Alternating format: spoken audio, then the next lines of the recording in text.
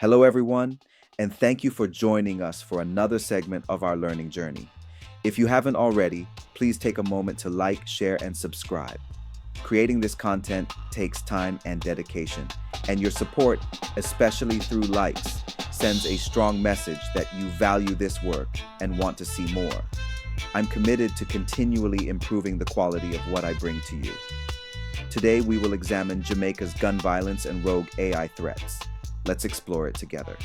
Imagine walking down a vibrant street in Jamaica, a place known for its warm sunsets, rhythmic music, and the indomitable spirit of its people. Now imagine that same street overshadowed by the fear of gunfire. For decades, Jamaica has grappled with gun-related violence that has disrupted families, communities, and futures. Yet today, I want to challenge us to see beyond this very real threat. As we've learned, our greatest vulnerabilities may lie not only in bullets, but in bits and bytes. And if we fail to act, the impact of a rogue AI system could eclipse the bloodshed we've fought so hard to control.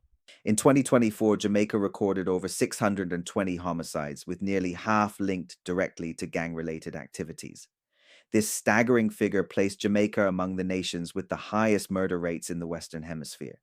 Yet recent efforts offer hope. Between January 1st and May 28th, 2025, murders plunged 43.3%, the lowest first quarter toll since data collection began in 2001. Recognizing the crisis, the Jamaican government has deployed a mix of states of emergency and zones of special operations, ZOSOs, granting police and military expanded powers to root out gangs. Between Q1 and Q2 of 2024, major crimes fell by 12%, with murders down 14.5%. In St. James Parish, once the nation's deadliest, a focused community police partnership drove murders down by 67%, with only one homicide in May 2025. Meanwhile, grassroots initiatives, after-school programs, faith-based interventions, and job training are providing at-risk youth with alternatives to gang life. But while we mobilize against bullets, a silent and potentially more devastating threat is emerging: rogue AI. Unlike guns, AI can infiltrate the very systems that sustain our daily lives. Imagine an AI attacker that autonomously launches a cyber attack, crippling our power grids, shutting down water treatment plants, and leaving entire communities without basic services. Let us imagine AI-enhanced criminality in Jamaica. Consider this: criminal networks, long adept at exploiting gaps in law enforcement, are now integrating AI into their arsenals. Recently, a rogue engineer demonstrated a prototype voice-activated firearm, an AI-driven weapon that only discharges when operated by voice.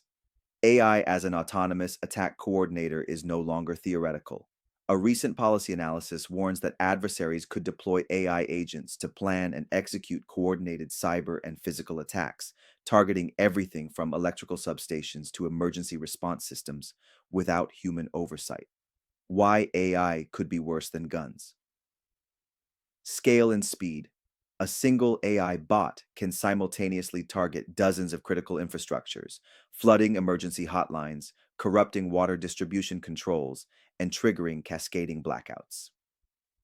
Plausible deniability. Unlike a gunshot that echoes through a community, AI attacks can be masked by noise, making attribution difficult and delaying response. Persistent threats. While guns require a human operator, malicious AI can lie dormant in a network, waiting for the perfect moment to strike. If we underestimate these risks, we risk trading the physical fear of bullets for the digital terror of powerless hospitals, parched cities, and powerless governments. Learning from cybersecurity and critical infrastructure researchers at RAND and the US Department of Energy have highlighted how AI can both detect and exploit vulnerabilities in energy and water systems. A landmark study on the power grid demonstrated that generative AI could simulate replay attacks on grid protocols, forcing blackouts by manipulating control signals. Similarly, adversarial AI has already demonstrated the ability to degrade water forecasting models by over 35% error, jeopardizing supply optimization. What can we do? Strategies for resilience. AI security compliance programs. Inspired by PCI compliance in finance, governments and utilities must mandate AI security compliance standards to ensure that every AI deployment undergoes rigorous risk assessments, penetration testing, and incident response planning. Zero trust architectures. By segmenting networks and requiring continuous authentication for every data packet, a zero trust model can prevent rogue AI from moving laterally across critical infrastructure systems. Public private partnerships. Just as Jamaica collaborates with CARICOM and the US to stem gun trafficking, we must forge alliances between government, academia, and tech companies to share threat intelligence, co develop safeguards, and run joint exercises. Community preparedness. At the local level, emergency services and community organizations need updated drills that incorporate cyber attack scenarios, ensuring that citizens know how to respond if water stops running or grids fail. Ethical AI governance.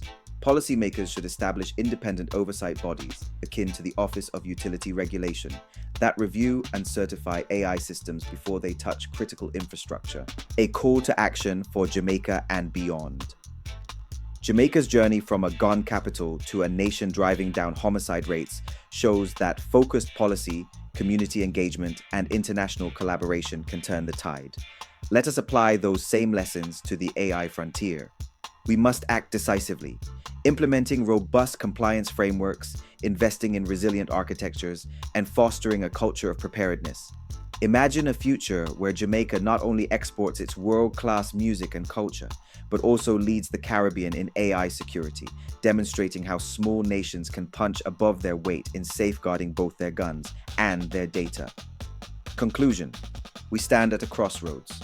One path continues the cycle of violence, whether from bullets or botnets, while the other charts a course towards safety, resilience, and shared prosperity. Jamaica's story has always been one of overcoming adversity. From colonialism to economic hardships, our people have refused to be defined by our challenges. Today, we must refuse to be defined by our vulnerabilities, be they physical or digital. Let us seize this moment, harness our collective ingenuity, and prove once more that together we can create the future we deserve. Thank you for watching.